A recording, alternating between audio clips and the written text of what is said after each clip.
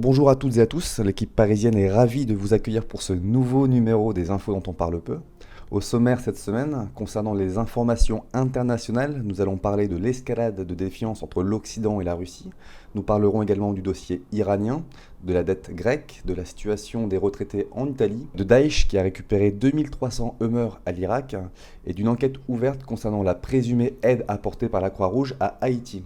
Pour la France, nous ferons un point sur les chiffres du chômage qui était attendu cette semaine, de l'espionnage de la France par l'Allemagne, d'une pétition à l'attention de Manuel Valls sur l'insécurité ressentie par des associations communautaires asiatiques, il ne manquait plus que, le CRAF, je crois, ça s'appelle, à ne pas confondre avec le CRIF, et du Parti socialiste qui s'est fait remarquer cette semaine, vous verrez.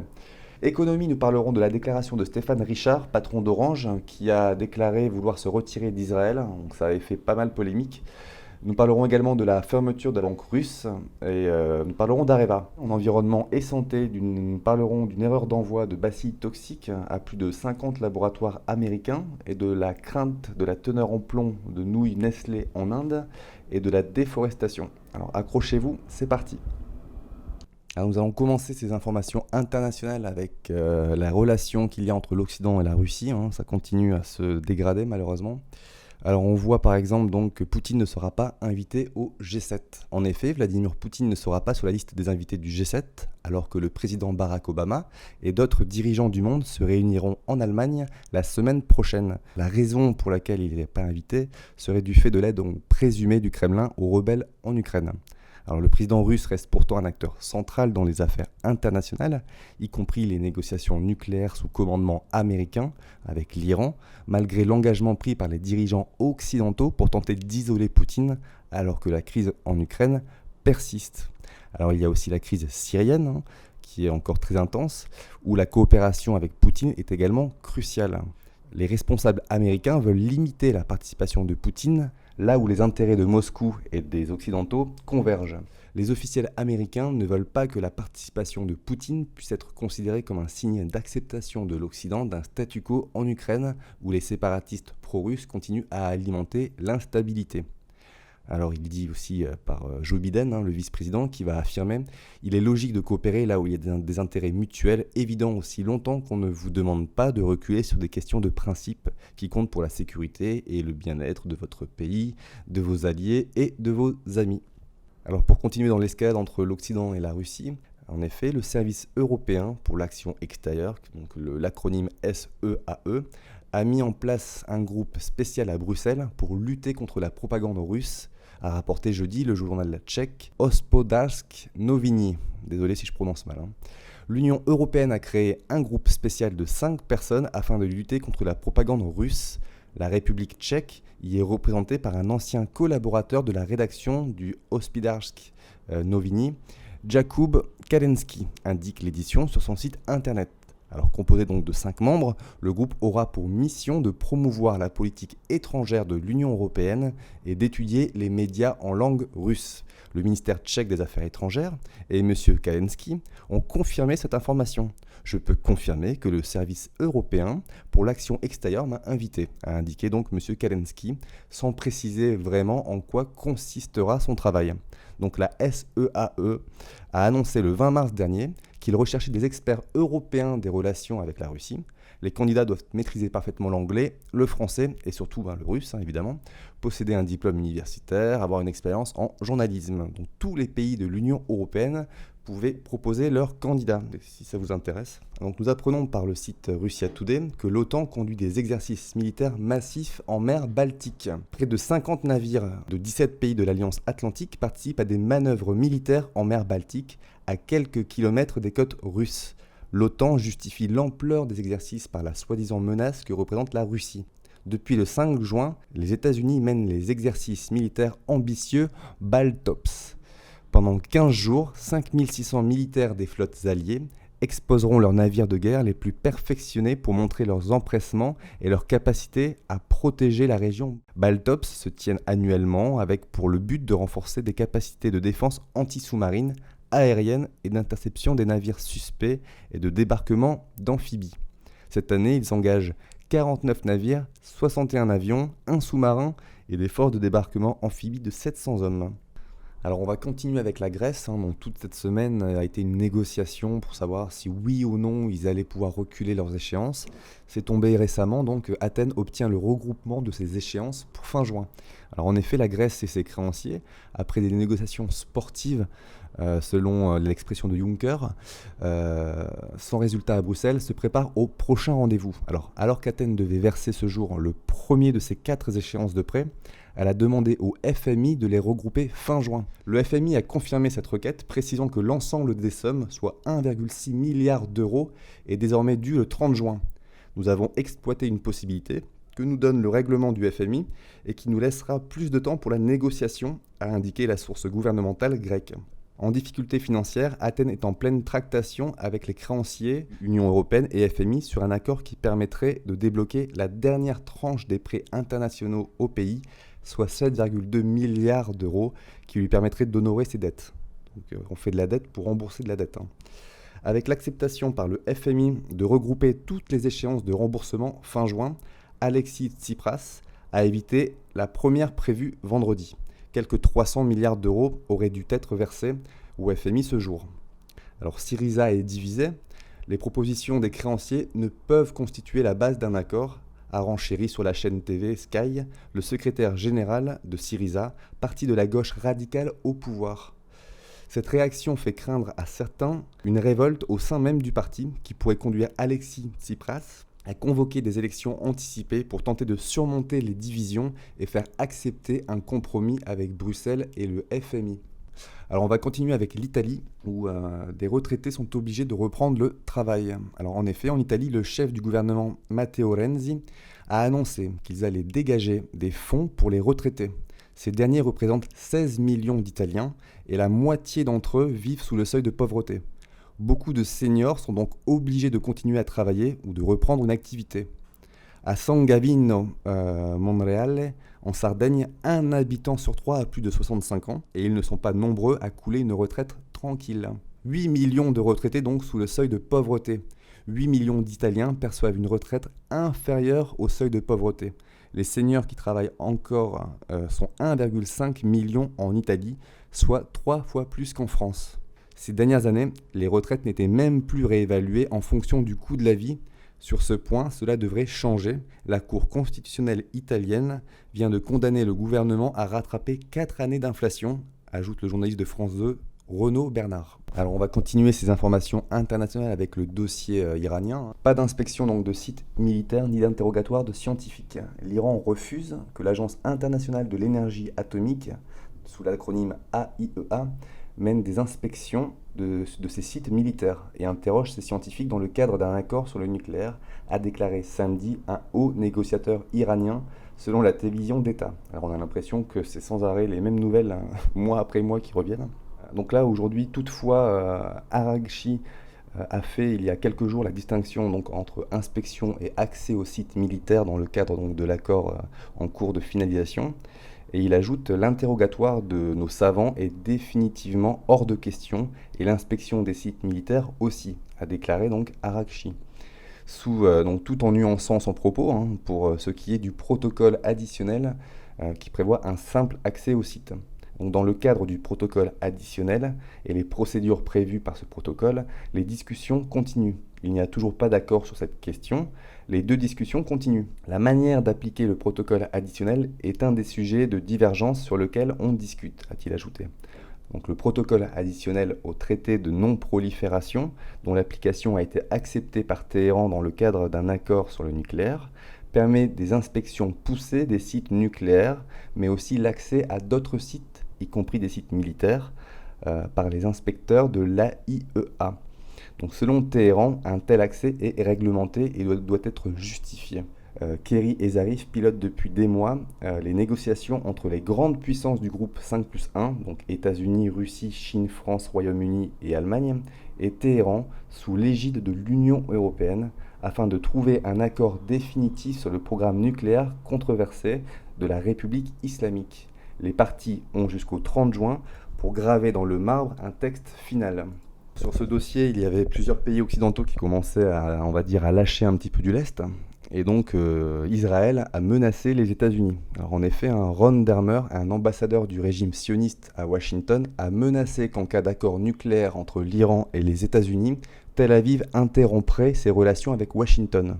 L'ambassadeur israélien aux États-Unis, Ron Dermer, a déclaré que pour enrayer un Iran nucléaire, Tel Aviv était prête à payer n'importe quel prix, même ses relations avec les États-Unis. Ce diplomate sioniste a ajouté qu'il n'existait pour le moment aucun autre moyen pour influer sur les résultats des négociations. Le régime sioniste, alors ça c'est rigolo, hein, vous verrez vraiment ce type de terminologie sur French Irib. Le pays littoraux du Golfe Persique, commandité par l'Arabie Saoudite et le lobby sioniste au Congrès américain, sont les principaux opposants à l'accord nucléaire entre l'Iran et les 5+1. Et on continue donc avec l'État islamique qui s'est emparé de 2300 véhicules armés aux forces armées irakiennes.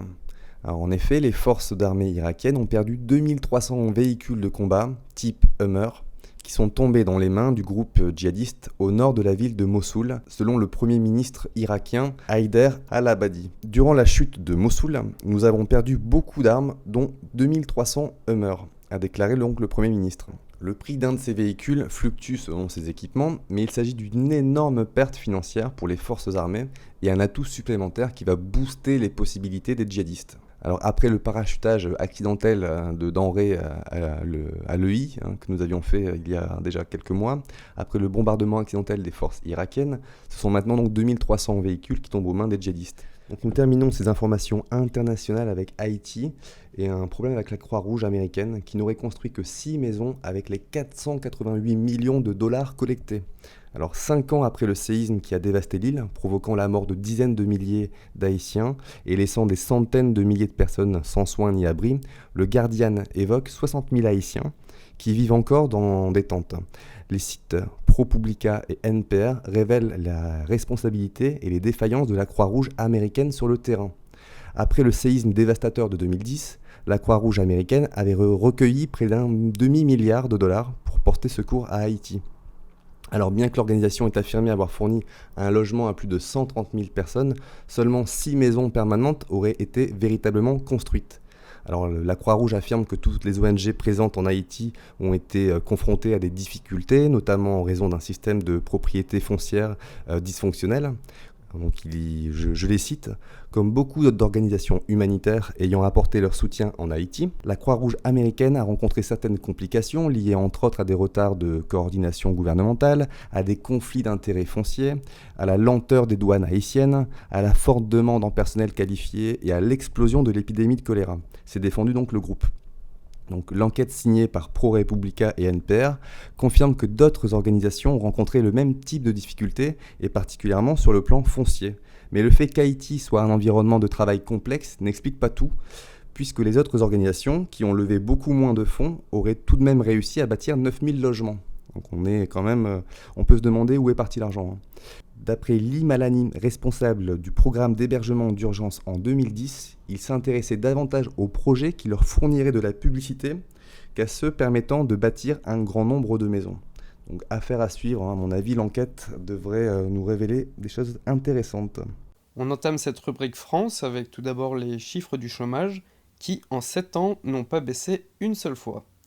En effet, le nombre de chômeurs inscrits dans les catégories A, B et C en métropole n'a pas reculé depuis mai 2008, en dehors d'août 2013 à cause du bug SFR. Je ne sais pas si vous vous souvenez, l'opérateur avait eu un bug dans l'envoi de SMS visant à rappeler les demandeurs d'emploi à réactualiser leur situation, ce qui avait causé une radiation massive de demandeurs d'emploi et donc une amélioration des chiffres du chômage. Concernant donc ces nouveaux chiffres, on fait face à 84 hausses en 84 mois, c'est-à-dire qu'en 7 ans, le chômage a explosé de 75%. Pour le Figaro, toute baisse durable est impossible à court terme. Alors rappelez-vous, François Hollande s'était engagé à inverser la courbe du chômage, et malheureusement, ça n'a pas l'air de fonctionner. La barre symbolique des 3,5 millions d'inscrits a été franchie déjà en mars 2015, et il faut aussi noter que la plupart des chiffres commentés sont uniquement les chômeurs de catégorie A, mais la situation est encore plus catastrophique si l'on prend en compte ce que ne fait pas donc l'exécutif, qu'il soit de droite ou de gauche. Les demandeurs d'emploi inscrits dans les catégories B et C ce que Pôle emploi qualifie d'activité réduite car ils effectuent des petits boulots de plus ou moins 78 heures par mois. Et là encore, les chiffres parlent d'eux-mêmes. Il n'y a pas eu une baisse en un an, et pas une seule depuis le début du quinquennat, précisément en août 2013, le mois du désormais célèbre et fameux bug SFR. Ainsi, si l'on ajoute toutes les catégories de chômeurs ou de travailleurs précaires, ça c'est détaillé dans le rapport complet de la DARES que vous pouvez trouver donc sur Agoravox, les vrais chiffres du chômage d'avril 2015, on arrive à un total de plus de 10 millions de demandeurs d'emploi ou de travailleurs pauvres occasionnels. Alors le gouvernement fait ce qu'il peut pour essayer de résorber ce chômage et ce aux frais de l'État. Les Échos nous apprennent que 100 000 nouveaux contrats aidés laissent une facture de 700 millions d'euros par an. Le gouvernement renforce encore le traitement social du chômage. Ce geste coûtera 400 millions d'euros en 2015 et 700 millions en 2016. La droite, elle, fustige une mesure coûteuse et appelle à des réformes de fond. Donc François Hollande, qui a mis sa candidature sous réserve du fait de réussir à inverser la courbe de chômage, fait tout ce qu'il peut pour obtenir des résultats sur l'emploi et espérer briguer un second mandat en 2017, quitte à paraître cédé à une fuite permanente en avant. Cette année, les contrats aidés auront coûté entre 300 et 400 millions d'euros, et l'année prochaine, en 2016, ils représenteront la somme de 700 millions d'euros. Ces contrats viseront tout d'abord les jeunes, avec 30 000 emplois d'avenir et 70 000 contrats d'accompagnement vers l'emploi, ce qu'on appelle les CUI et les CAE. Alors concernant le nombre de bénéficiaires de ces emplois aidés, fin 2012, ils étaient environ 270 000, fin 2013, ils étaient environ 355 000, et fin 2015, on estime qu'ils devraient se situer entre 460 et 480 000.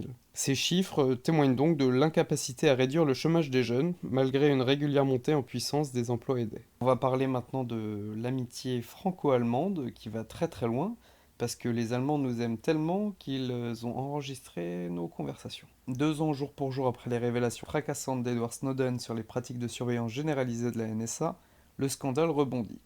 Cette fois, ils touchent le BND, les services secrets allemands, et proviennent du député vert autrichien Peter Pilz, spécialiste des questions de surveillance depuis 25 ans. Le député a eu accès à des documents provenant de la commission d'enquête parlementaire allemande sur les pratiques de la NSA. Ces documents, que le journal La Tribune a pu partiellement consulter sans pouvoir en attester l'authenticité, montrent que le BND a espionné la France par l'intermédiaire du groupe de télécommunications Deutsche Telekom, qui lui-même utilisait le réseau de France Télécom racheté depuis par Orange. Ainsi, sur commande des services secrets allemands qui travaillaient main dans la main avec la NSA, l'opérateur aurait intercepté des appels téléphoniques, SMS, emails et données de navigation Internet gérés par France Télécom mais transitant par l'Allemagne. L'opération, qui se serait étalée au moins de 2005 à 2008, ne visait pas seulement à collecter des métadonnées sur certains citoyens et entreprises françaises, mais aussi le contenu des échanges. Depuis 2 mois, la presse allemande multiplie les révélations sur les pratiques d'espionnage de masse du BND et de la NSA.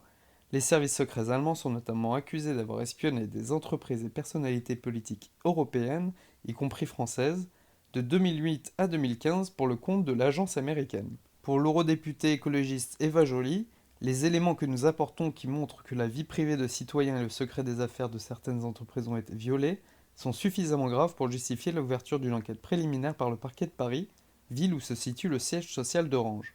Or, pour information, la Belgique, les Pays-Bas et l'Autriche ont déjà annoncé leur intention d'enquêter. Alors reste à savoir si Orange, dont les relations incestueuses avec les services de renseignement ont déjà été pointées du doigt, sera disposé à faire la lumière sur les pratiques de son collègue allemand. Alors est-ce que France Télécom a été complice ou victime? Pour l'instant, difficile de le dire, on en saura peut-être plus dans les prochains mois. Concernant l'insécurité, Manuel Valls a récemment reçu une pétition signée par plus de 25 000 Asiatiques.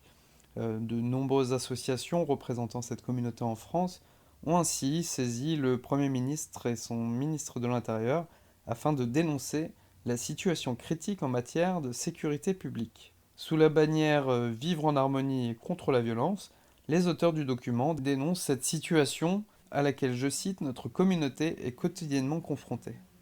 L'initiative a été inspirée par Jiaqing Wang, président exécutif de l'Association des ressortissants chinois en France, et Taki Zhang, vice-président du Conseil représentatif des associations asiatiques de France. Assurant parler au nom de la communauté asiatique et des Chinois résidant en France exerçant leur métier ou faisant leurs études, ils prétendent que, dans les quartiers fréquentés par les ressortissants asiatiques, les sites touristiques ou encore les centres commerciaux, les habitants ou touristes asiatiques sont souvent les cibles d'agressions, de nombreux cambriolages et braquages, parfois très violents.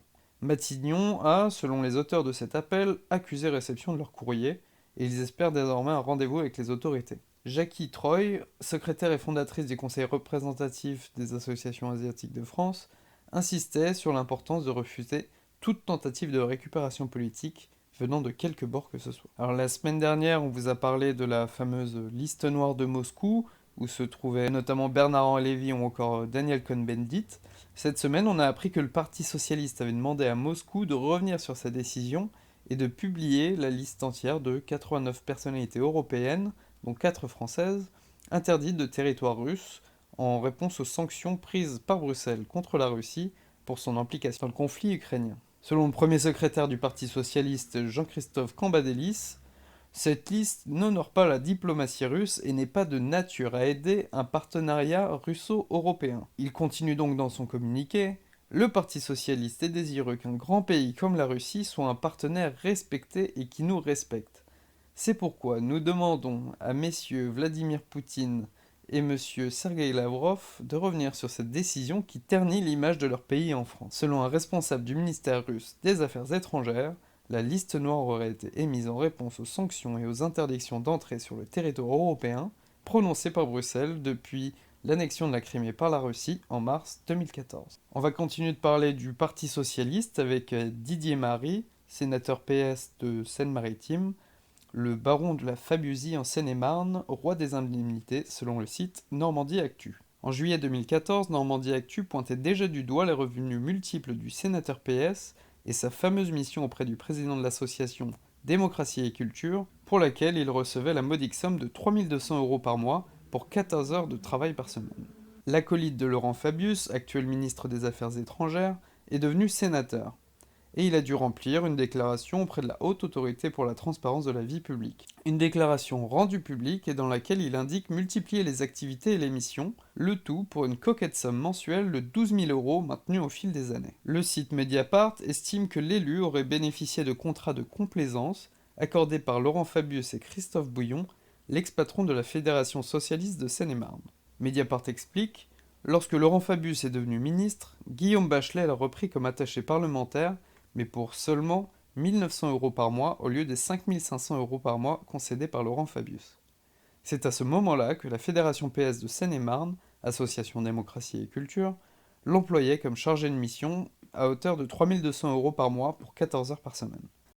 Et on attaque ces news économiques par une info qui n'est pas vraiment passée inaperçue mais sur laquelle on doit revenir en détail, c'est la polémique autour des déclarations du PDG d'Orange. Stéphane Drichard a déclaré au Caire le 3 juin « Notre intention est de nous retirer d'Israël. Cela va prendre du temps, mais nous allons certainement le faire. Je suis prêt à abandonner demain matin. » Mais sans exposer Orange à des risques énormes. Alors pourquoi il a prononcé cette phrase ? C'est parce qu'il doit répondre chaque année depuis 2010, lors de l'Assemblée Générale des Actionnaires, à une question embarrassante. Pourquoi l'opérateur français n'auront-ils pas toute relation d'affaires avec la société israélienne Partner qui opère sous la marque Orange en Israël ? Alors visiblement, il est embarrassé par un contrat qui date de 1998 et qui a été hérité par le groupe France Télécom lors du rachat de l'opérateur mobile britannique Orange en 2000, explique-t-on dans l'entourage du PDG. Alors la société Partners Communication est accusée par un collectif d'associations et d'ONG d'être impliquée dans la colonisation israélienne et d'avoir parrainé un bataillon de chars qui a participé aux exactions les plus sanglantes pendant le massacre l'été dernier à Gaza.